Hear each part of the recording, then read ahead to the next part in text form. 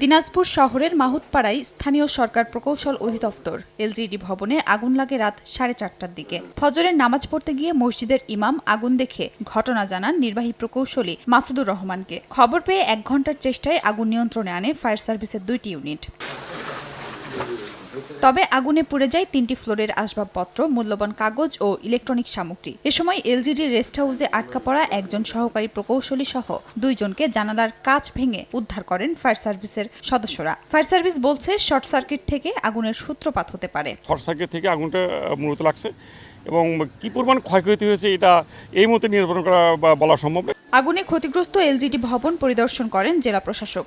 যে পরিমাণ ক্ষয়ক্ষতি হয়েছে সেটা আমরা নিরূপণ করব, নিরূপণ করে আমরা আমাদের অধিদপ্তরকে জানাবো। যেখানে যেখানে কাঠের কাজ রয়েছে সেই জায়গাগুলোতে আগুন দ্রুত ছড়ে পড়ার কারণে পুড়ে গেছে, দেখলাম বেশ ক্ষতি হয়েছে। আগুনের ঘটনায় নির্বাহী প্রকৌশলী শামীম আক্তারকে প্রধান করে 5 সদস্যের তদন্ত কমিটি গঠন করা হয়েছে। প্রতিবেদন জমা দিতে বলা হয়েছে 7 দিনের মধ্যে। সময় সংবাদ, দিনাজপুর।